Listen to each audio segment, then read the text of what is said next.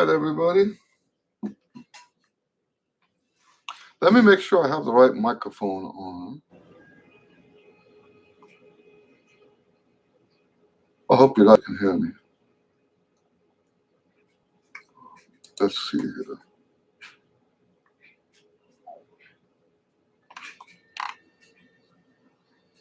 Oh, it doesn't let me change mic. I think we went through that before. Anyway, how is everybody? We don't have any questions today beforehand.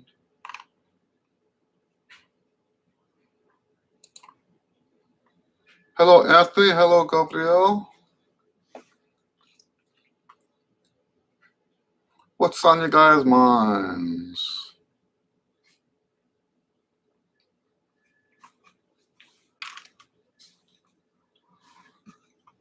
Ugh. So, I just answered a question on one of the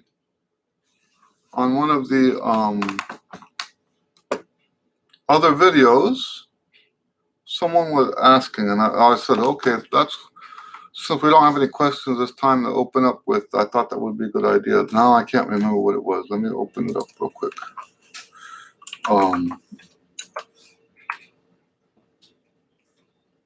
But it was a real good, oh, yes, what's the difference between a muscular embouchure and a inflammation-based embouchure? So, one thing that I don't say often enough, because I almost assume always that people have a good muscular embouchure. The stuff that I teach about resting, for example, and that's the video that it was being asked on.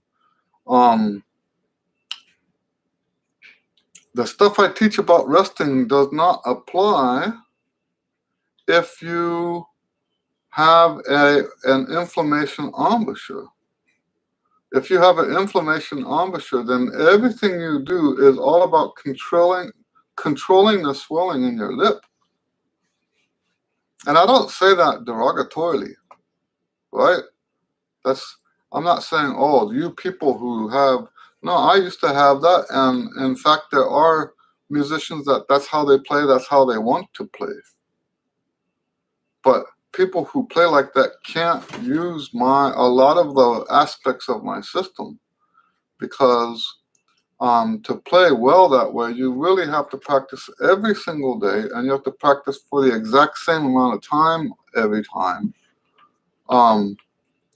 Gabrielle says, Eddie, can we talk more about pivot? Do you also move head using lifts like a fulcrum? Yes. Or just the trumpet with the hand. So yes, that's the exercise that I give the students. So so here's how it usually goes. I don't normally teach pivot unless something comes up. So if I see the students playing and the instrument stays exactly in that position, and I see that it's not changing at all, and then they start cracking notes and stuff like that, I will ask them to start doing this exercise. A lot of times I don't even tell them about pivot, because if it's done manually, like trying to force it, it's not as effective. So I have them do this exercise where I guess you could say there's two fulcrums, because I always when I use the word fulcrum, I'm using the wrist as a fulcrum. This stays steady,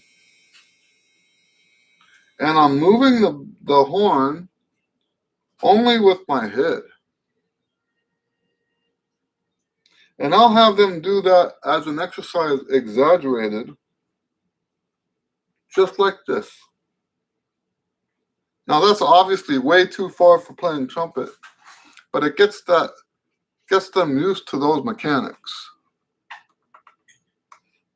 I hope that makes sense. All right.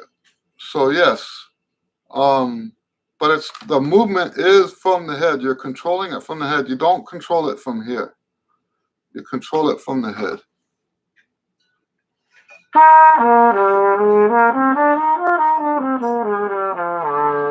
Right?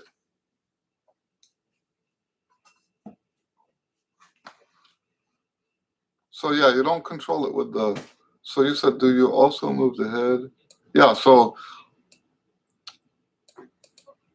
that's what I do. Is primarily I'm using my head to move. Oh, I'm sorry. I don't hardly ever yawn in these.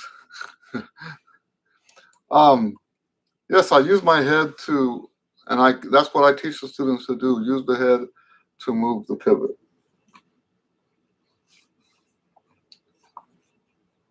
So Gabriel says, so why some people need pivot and some others don't? Who don't can just adjust? No, okay, so here's the thing. If you're not using the pivot,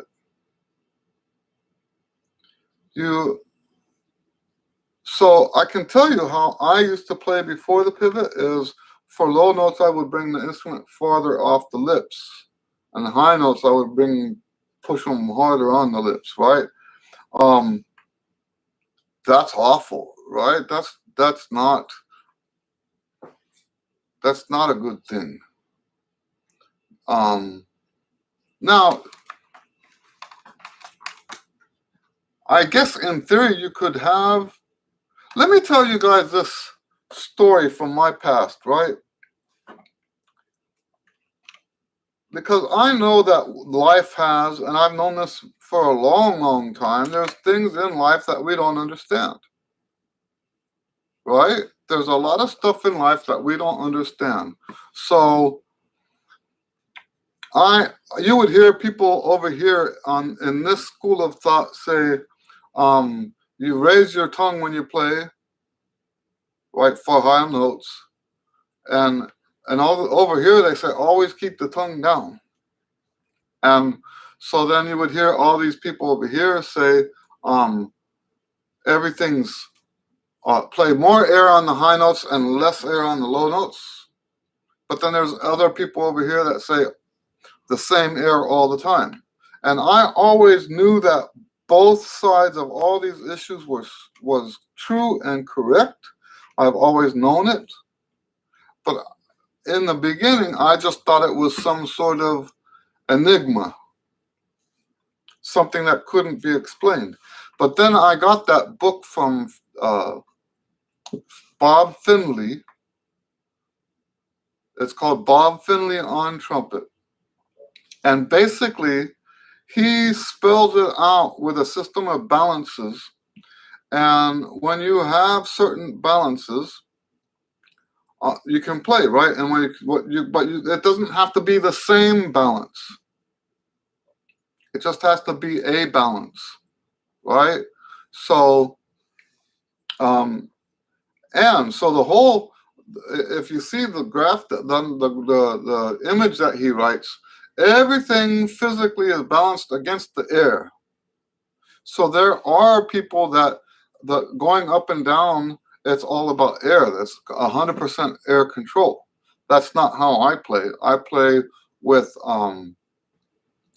steady air, and I change the resistance against the air to get the notes higher and lower and get a better sound and all that stuff.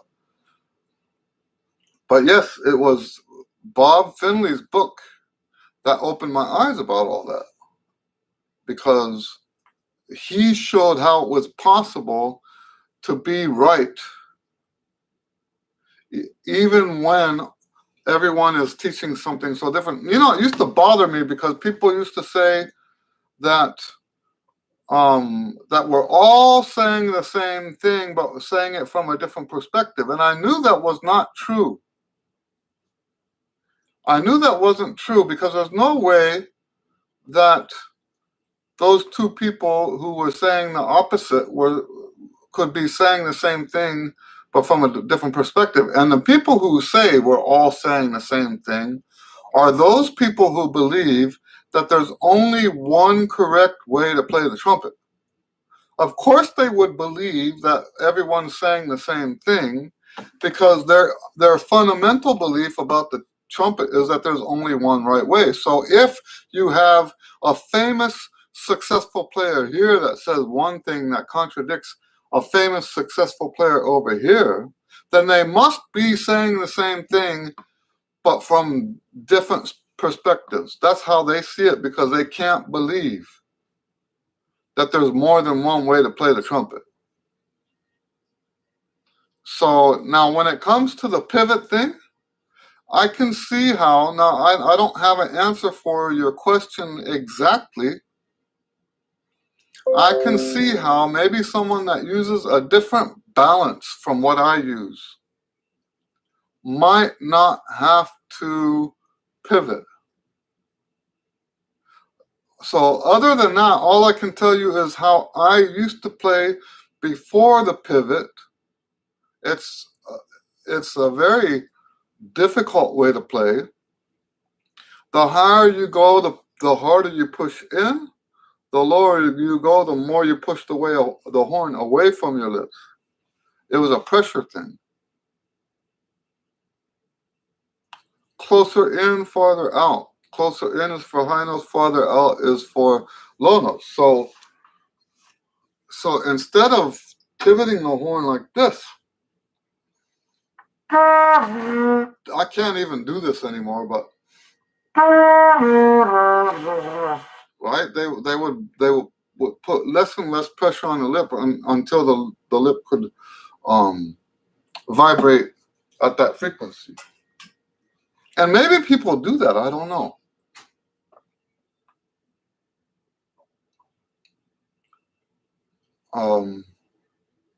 So, and there could be other things. You know, the trumpet is a complex thing. You also have, now let's take this into account also. There are trumpet methods that don't push you to the range extremes that my books push you to. And this is something I start all the way with the very beginners. I make my beginners play the lowest notes on the trumpet from their first day.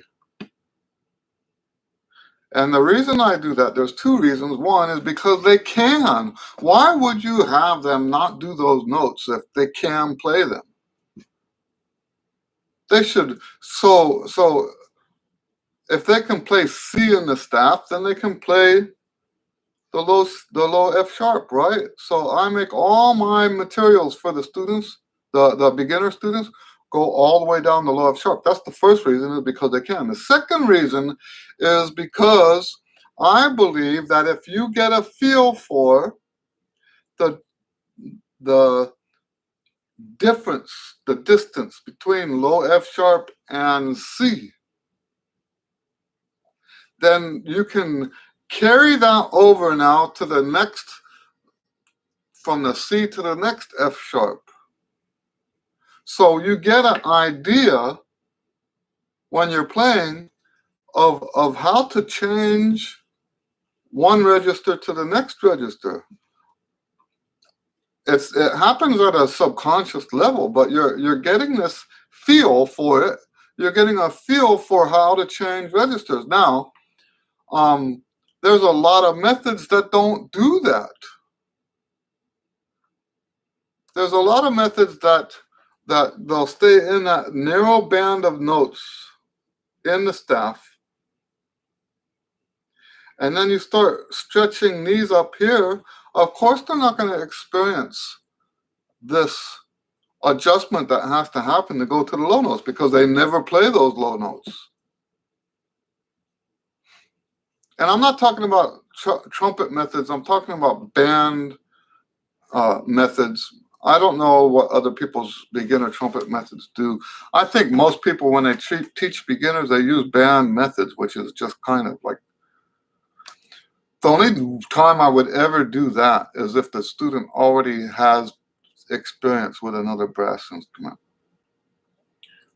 Anthony asks, Eddie, how do you get speed on the triple tongue? Because I noticed at my band practice the other night that some guys are super fast. How long does it take to get that fast and accurate? Um, it's really has to do with how much time you spend doing it slowly, right? Um, Now it's different for every person, so I can't give you an exact time. Uh, I was just talking to one of my students. I'm trying to think who it was, but we were talking about the triple tongue. Hello, Raimo. Nice to see you. We were talking about triple tongue and talking about the speed. So this issue just came up recently with one of my students, and he was amazed because he had that amount of time that he was doing it, and it was slow, it was slow, it was slow, it was slow. And then it was like almost overnight where he could play fast all of a sudden. And he was surprised because he didn't, and this is the way it should be, right? He didn't try to play faster. Now that's his thing, right? It just is faster. I can tell you that if you do the same exercises, don't change it, the same exercises every day, it shouldn't take more, depending on how many exercises you're doing, it shouldn't take more than a month or two. And when I say, by the way, when I say every day, I mean every day that you practice. I have to always say that because people will misunderstand me. So let's put it this way. If you play the same triple tongue exercises 5 times a week, around there, it shouldn't take more than a couple months to be able to play faster. Oh, I remember now which student it was. And he was somebody who could already double tongue. But yes, working on the triple tongue, all of a sudden he could do it more quickly. And the piece we're working on with him has moving lines on the triple tongue. And he even said in the lesson, he said he didn't think he was going to be able to do this assignment that I gave him. He said he didn't think, he worked on it, but he didn't think he could do it. And so he was all happy in the last lesson because he comes in and he plays it, and it's right. He's playing scales up and down with triple tonguing. Gabriel says, sorry to ask again on pivot. No, you keep on asking until we get it. I read the original method from Reinhardt, yes, and he says that he moves the whole trumpet horizontally up and down on the chop, not making any angle. Really? I don't remember that. I only read the book once. I don't have a copy of it. And I was in Switzerland when I read it. So one of the other students brought the Reinhardt book to Switzerland when we played out there. I've been to Switzerland 3 times now, playing in different school ensembles. And the student on that last trip had the Reinhardt book, and I read through the Reinhardt book on that one trip. But yeah, so I don't remember him saying that the whole trumpet moves up and down.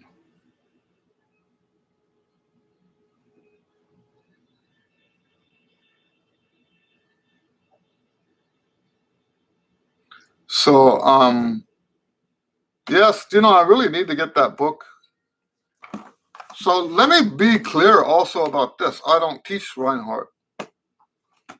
So I think he's got a very good method. And I know some Reinhardt students, and they're wonderful players. just like I don't teach stamp and I don't teach Caruso and stuff like that.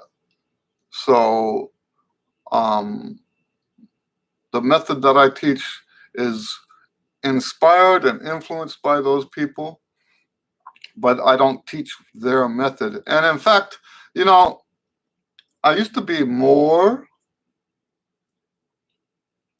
friendly about the other methods.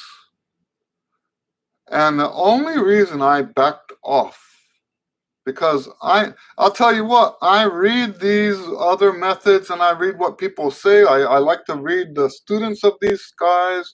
I like to read all of this stuff, watch their videos and all that stuff. And I love learning from all of them. But I have been torn apart online by some of these zealots.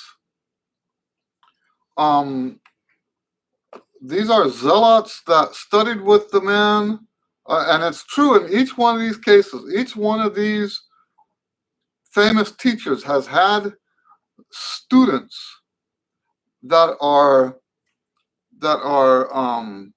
crazy, crazy, crazy dedicated to that method, right? And if you say anything about Reinhardt, these wackos will come out of the woodwork and butcher you for it.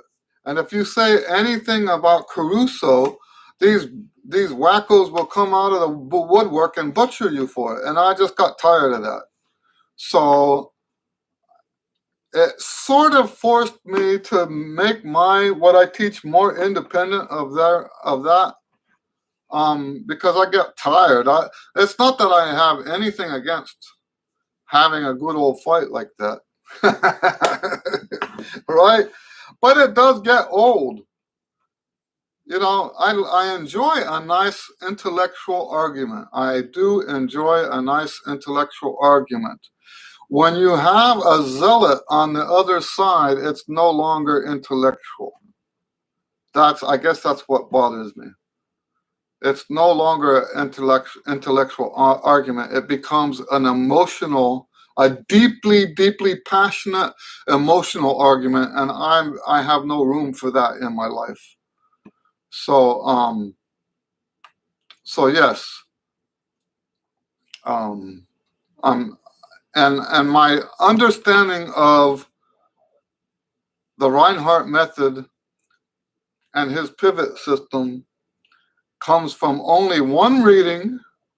You know, all the other books I've read many times, and then talking to or reading or listening to a bunch of his students. So Gabriel says, I'll come back to Anthony. Gabriel says, like he takes with the mouthpiece, the whole chops up or down. Okay. I know you don't teach it, and I follow your method. I was just curious on what you think on this. I think that's bizarre, but I can understand why it would be like that.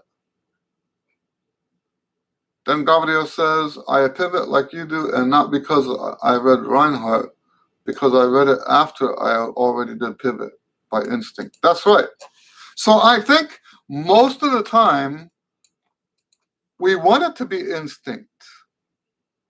You know, what happens is that the band directors have these little fits, and they tell the students stop moving their instruments.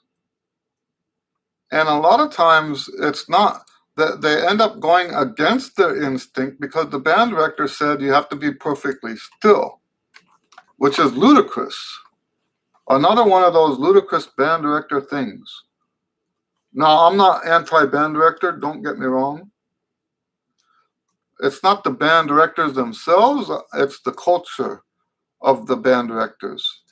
They teach a lot of stuff that's not true and also detrimental to our playing. Now, Anthony says, yes, the part with scales up or down on triple tongue is hard, but I will keep working. Okay, good. All right. Yeah, so the pivot thing, we just want it to be, like I said, the only time I work with a student on the pivot is when they're cracking notes. If there's nothing wrong with the music coming out of their horn, we won't talk about it. But if they're cracking notes, and if that cracking is consistent, and it's not just cracking notes, what will also happen is they'll have a different sound in one register to another register and stuff like that. But if they're cracking notes, we're going to look at it, and then if I see that the instrument is being held exactly straight, not moving up or down, we will talk about the pivot. That's the only time I bring it up. I don't make it. I don't teach that as a matter of course. And in fact, I actually believe that the physical trumpet pyramid order encourages students to do the correct posture. So like when I have a beginner that starts with me, oh, I love when I get to do that, right? When the beginners start with me, and the very first notes they play on the instrument are in the lesson, and they're going through the physical trumpet pyramid order when they learn, and I get them going on the physical trumpet pyramid and stuff like that. They always have a natural pivot that doesn't need to be changed. So with those students, we won't talk about pivot because they're already doing it. It's already there. The only students we ever talk to about that are the ones that have trouble with the horn and cracking notes. Mostly we look for cracking notes and also inconsistency in the sound.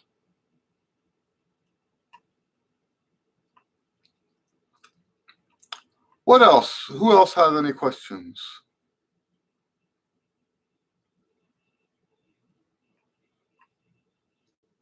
I got to get my hair cut. I see this big old curl right here.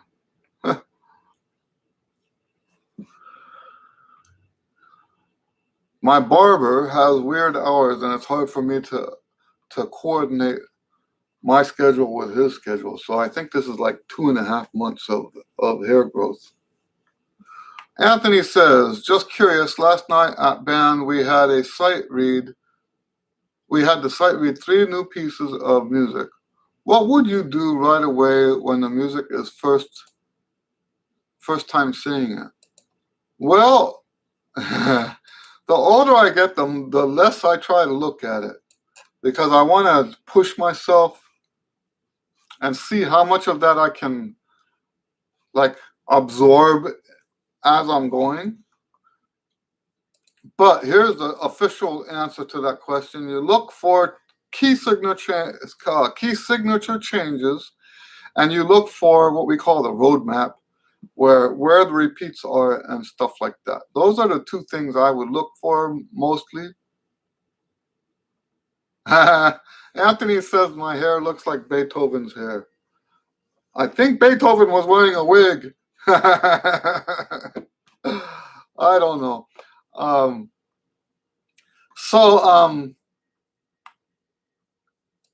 So yeah, that would be the first thing I look at is the key signature and where it changes. And then, because, all the other stuff should be automatic. If you're practicing right, the other stuff should be automatic. You shouldn't have to, in your head, mentally drill any rhythms.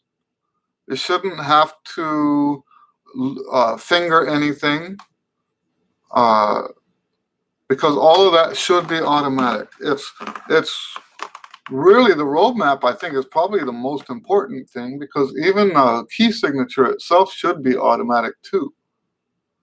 It's just that sometimes, and why do I say key signature, right? Because in the old jazz charts, now that doesn't apply to band. But in the old jazz chart, they only put the key signature once on the page. And then you have to remember for the whole page what key signature you're in. So that's why I do that mental look through, right? Because, you know, if it's already on every line, then you don't have that, you don't need that as much. But if it's on a jazz chart and you only have it on the top left corner, and then when it changes, it'll change in the middle of the line somewhere. And if you don't notice it, you might play the wrong note. But the other thing really is the roadmap. Like if there's a DS or a DC with a coda, you should make, I actually make my eye do the trip before we start. I actually make my eye follow the pattern. If it's a DS, I'll go back to the sign with my eyeball. But that's the biggest thing, is to make sure you get the roadmap. You know what I do when I write music? Because there's no limit now to resources people have, digital. And there are some exceptions to this, but I don't put repeats as often anymore because that's where stuff tends to get out of hand, right? So if I have a DS, I'll just take that, because for me on the computer, I just copy and paste that section and put it at the end instead of giving a DS. People get lost on the DS all the time. Now, as a pro, we're not supposed to. You know, that reminds me of my philosophy, right? And I've probably talked about this before with you guys. I have this philosophy I call overlapping responsibilities. And it comes from this. It comes from this, what we're talking about here.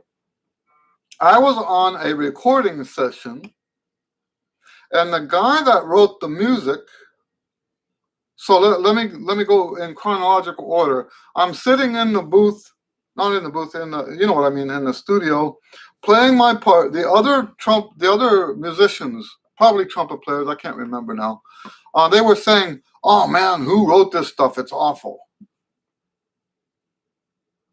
This guy doesn't know how to write." So then on the break, I go into the booth where the guy that wrote the music is, and he goes, "Man, these guys don't know how to play music. They can't read," right? And I'm seeing the problem from two different sides. You know, I'm a composer too, so I'm interested in what the composer has to say. I'm interested in what the performers have to say. And on that one gig, I'm thinking, here the performers are saying that it's his fault, and the composer is saying it's their fault. The proper attitude should be, as performers, we want to be able to play everything that anybody ever puts in front of us, no matter how badly it's written, we still want to play it well. No matter how difficult it is, we want to play it well. So there's jokes about that too, right? There's guys that are so good at playing, at sight reading, that if a fly lands on the music, they're going to play the fly. There's funny jokes in the music world like that, right? And but the same thing is true from the other direction. The composer is supposed to write the music in a way that makes it more accessible to the musicians. My job when I'm writing music is to take something that sounds good to me, but write it in a way that makes it less difficult. That's my job as a composer. And I see this as overlapping responsibilities. The responsibility of the composer reaches this far. The responsibility of the performer reaches this far, and they overlap. And that's the first time I had this this philosophy is I'm sitting here and watching this happen. I'm watching this play out right in front of my eyeballs. The performers refuse to take responsibility, and the composer refuses to take responsibility. So what happens is, instead of having this overlapping, you have people who won't even come together. And in here is a terrible, terrible recording of music. If both sides were to say, hey, this is my responsibility, I'm going to take my responsibility that far, they're going to take their responsibility that far, right? Does that make sense? And I see this, and now it's like a major philosophy for my life right now. The teacher has a responsibility that overlaps with the student. The wife has responsibilities that overlap with the husband. The child has responsibilities that overlap with the parent. And it's even applicable in other ways too, besides just music. I mean, besides just people. So, for example, one of the examples I give is triple tongue, right? We want to be able to triple tongue slow enough. We want our triple tongue to be slow enough that we could play at real slow tempos, and we want our single tongue to be fast enough that they overlap. In that middle, and what I used to say about if you have performers that take responsibility and composers that take responsibility so that it overlaps, what you have is beautiful music in the overlap. You have beautiful music in the overlap. So the same thing is true with the triple tongue and the single tongue.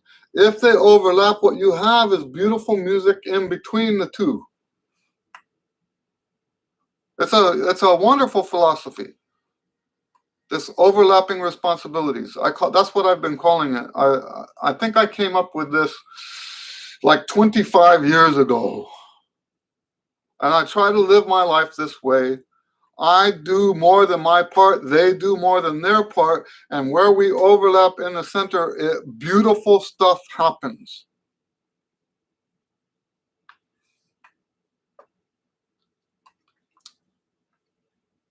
Gabriel says, I notice if I don't make a perfect seal on the mouthpiece, my tone becomes brighter, as if my tone, as I feel my tone too dark, I use this trick, or it's an issue. No, that's exactly the kind of stuff we want to do constantly. I don't know if you guys seen the video that I did about driving straight through your sound. Let me see. Maybe I never posted it. Let me look at that real quick.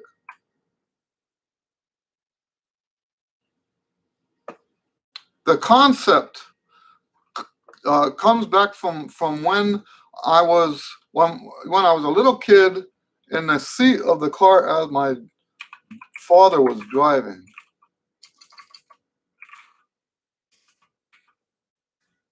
Yes, it's called Driving Straight Through Your Sound. That's the name of the video. And the idea is, so I noticed that my father was driving down a straight road. I think we were in Nebraska or something. You know how in Nebraska they have these long, long straight roads, because it's all like cornfields and stuff. And I noticed for miles and miles and miles he's going straight, but he's still turning the wheel.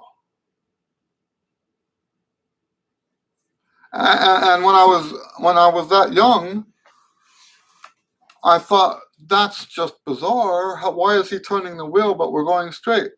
But the truth is, if we don't adjust as we go, we won't be going straight. You don't just hold the wheel straight, because then it'll either veer off to the left or it'll veer off to the right. And so, using that as a music analogy, when we're performing or when we're playing the trumpet, we are constantly moving stuff physically like that. So we want this sound, right? We want a sound that moves us in this direction. If we hear that we're moving to a too bright sound, like what you're talking about, and we want it to dull, or too dark in the other direction, we have to make adjustments as we play. There isn't just put it on and go. There isn't anything like that. There's no such thing. Physically, that's not possible. We are not robots. So you have to constantly be adjusting left and right as you drive straight through. And so what you're talking about there is exactly what I'm talking about in that driving straight through your sound. Now, what is it that you do to make it brighter? So there's a lot of stuff you can do. One of those things can be the pivot. One of them can be the pressure, right? I noticed that when I'm using too much pressure, the tone gets flat. And I don't mean flat as in the pitch becoming flat. It's like a dull, like almost like the lips have been dampened. So I noticed this, I guess, about 15 years ago, that if I pull off the pressure on the mouth and let the embouchure do what the embouchure does, the tone that comes out is richer. And I think what you're talking about is a little bit more like what I'm talking about. Well, if I back off on the pressure, the entire embouchure just vibrates, and it's just a lot. It sounds so much better. Anthony says the fly that landed on the music was left over from the flight of the bumblebee. Oh, man. I heard Bill Watrous in a performance go back and forth between lip buzz and his trombone. And the name of the song, I think, was called "The Fly." Let me look on YouTube and see if there's a YouTube of that.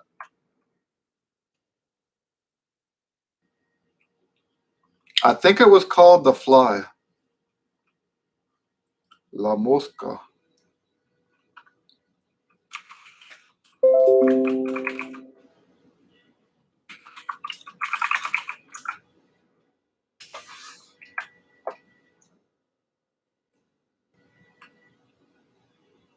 La Zorra.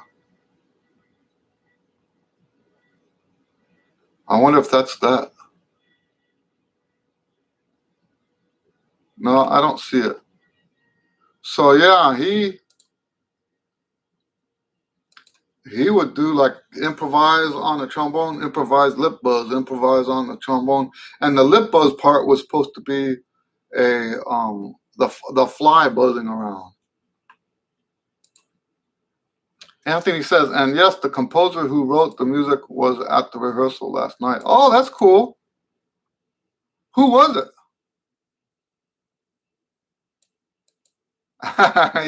Anthony says the composer kept looking at him. Maybe he was paranoid. So what was the guy's name?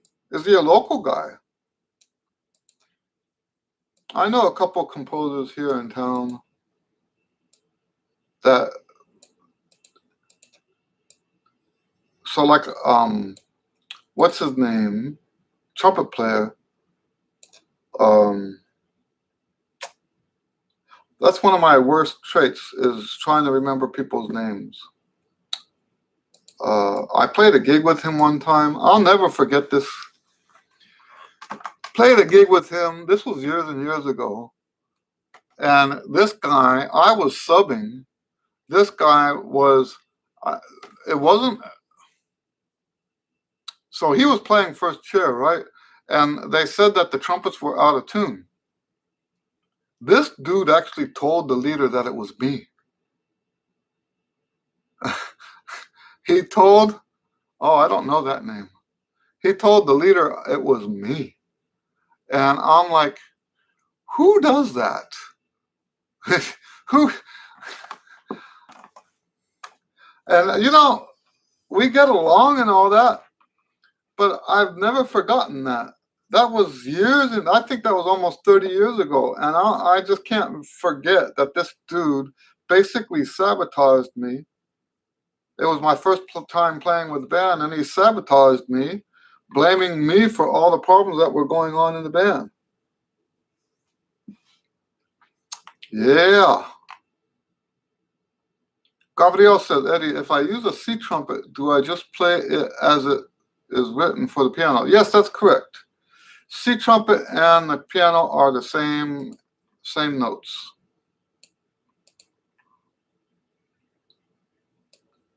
Randy Veazey. I want to look that guy up. Let's see here.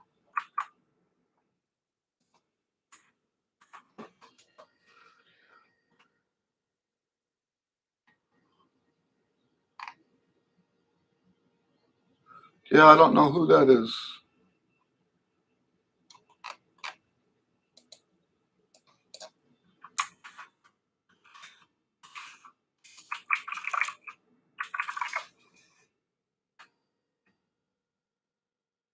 Oh, it's a older gentleman. Huh? Looks like.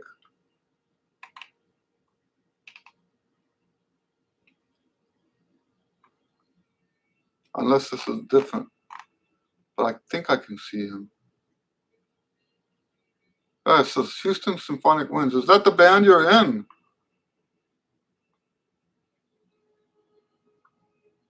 He did one. Looks like he did one 9 years ago with the Houston Symphonic Winds.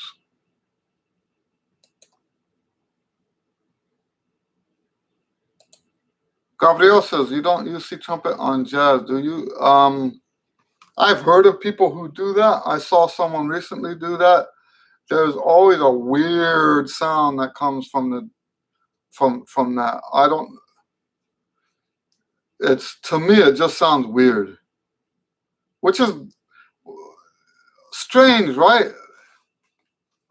Because, you know, if you have jazz on a piccolo, it doesn't sound that bad. If it's jazz on the E flat trumpet, it doesn't sound that bad. But for some reason, jazz on a C trumpet just sounds weird to me.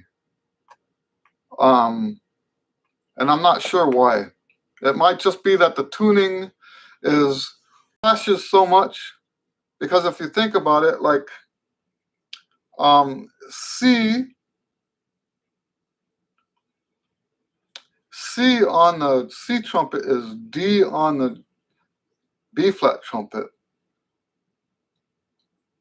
So yeah, the tuning, that's probably what it is. Probably just the tuning, because where we're used to hearing the pitch is off now by one step. Whereas if it was on an entirely other instrument, those tendencies aren't going to be as close to each other. And same thing with the A trumpet, right? I don't think playing on the A trumpet makes it worse. It's because it's a whole step that it makes it weird like that.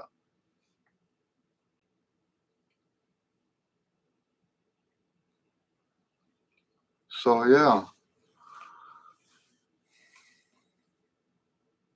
What else? What else do you guys want to talk about?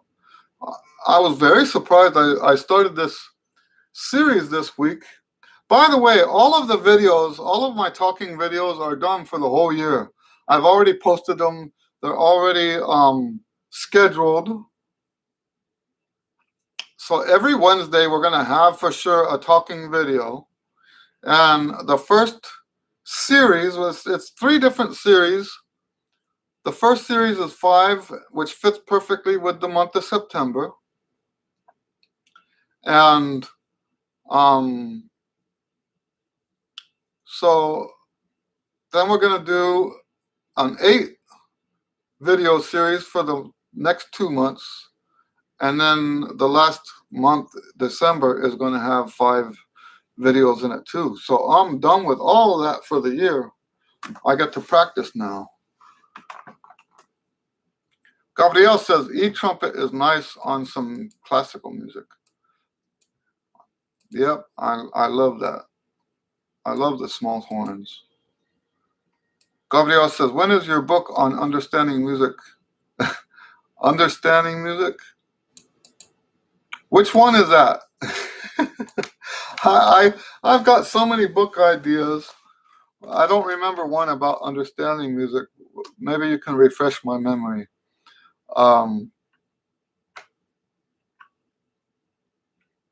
Understanding music.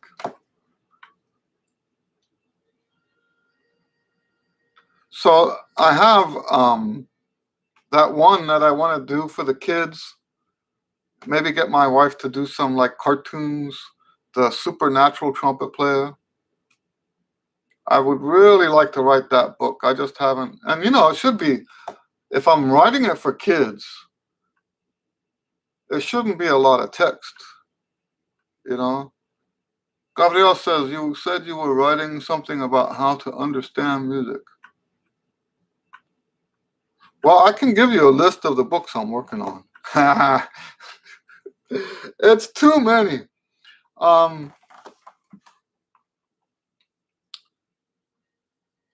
So I have the art of accumulative practice. That's one of the ones I'm working on. That's like, oh, maybe you're talking about the book for practicing music.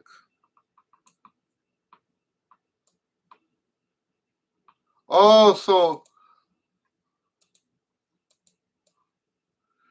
yeah, you're probably talking about the book. It's already done. And I have to rewrite big sections of it because it started off as something I was going to write for children, and it ended up being too complicated. So I have to change the theme. So so I just haven't sat down, and I'm sure this is the one you're talking about, but it's not. It's not for immediate. It's not immediate. It actually takes. Yeah, it's not. There's nothing immediate about it. It actually. This is for people who have 3 or 4 months to work on one song. Oh, Mr. VZ plays horn with the Houston Symphony. Oh, I see. And he teaches here in Houston at a school. Okay. So, so yes, I don't even have a title for that book yet. The title I gave it, the temporary title is just called The 7 Stages Book. I talk about 7 stages of how to practice music. And it's meant for people who are preparing for major performances or major auditions.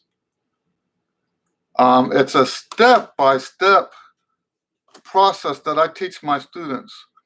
And I will tell you this. Every time, we mostly use it in my lessons for competitions. Every time I've had a student that used that book, they've always done well in the competition.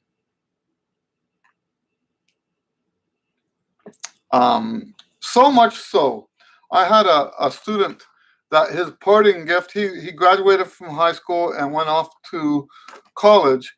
As a parting gift, he had a t-shirt made for me that has my logo on the back and those 7 steps. Because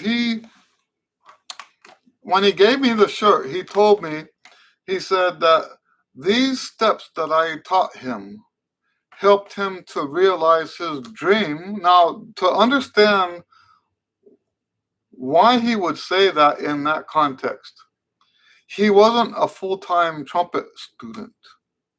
He was actually a very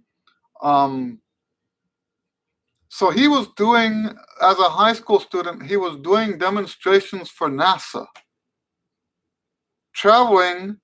Now, I'm sure it was a NASA student program or something, but he was heavy into more academic stuff. So the trumpet had to take second priority for him, or even lower than that, maybe even lower than second priority, maybe third, fourth priority. But because I had this sequence of steps that he could follow, he was able to get into region and play solos at the region jazz band and stuff like that. He accomplished what he wanted to accomplish, and it was with those 7 stages that he was able to do that. And the nice thing about that, for people who are busy and don't have time to dedicate their entire lives to the trumpet, this system that I came up with, so that book, that 7 stages book is a one part of the accumulative trumpet practice philosophy. When the reason I want to finish that book first is because the book that I write called The Art of Accumulative Practice is going to reference that book. It's also going to reference another book that I haven't even started yet. So the accumulative one is down the road. I guess I better get busy. But yes, that's what that book is. It's a very successful method, and I just need to get off my butt and get that thing finished. Right now, it's out of sight, out of mind, because I don't think about it. It's on the hard drive. That's the bad thing about writing stuff on computer. You can get all the way through with it and then forget completely about it.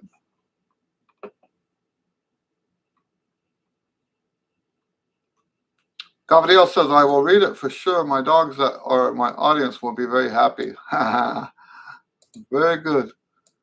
Anthony says, the lip buzzing and then moving it into the trumpet back and forth is interesting. Don't you agree? Yes, that's...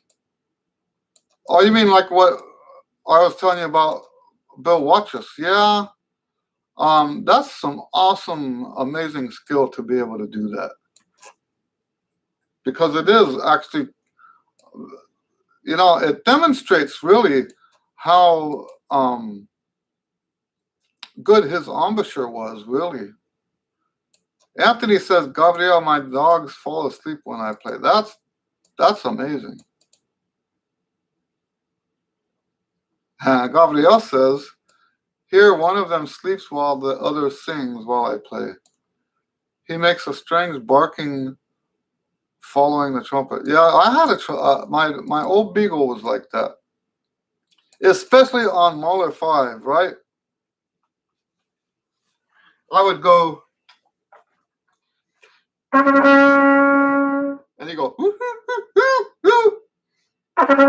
because he knew what was coming, right? So every time I did one of those triple tones, he would start with his yelp, because he heard me play it so many times. He knew what was coming. So, and he would build up to the climax with me. Right now, we're cat people. I didn't ever think I would ever become a cat person, but here we are. And in fact, one of them makes a debut. I told you that I already made all my videos for the rest of the year. Not all the videos. I'm talking about the talking videos. And the hymns are done too. But one of the cats hopped up into my lap while I was making the video. That one comes out in December. All right. Well, it looks like we're at the end of our time. I have some errands to run. So thanks, guys, as always, for hanging out. It's nice to see you guys, as always. So if you have any more questions, we'll answer them quickly and then we'll move on. I don't know why I'm so sleepy. Oh, I guess I do know why I'm so sleepy. I went to bed late last night.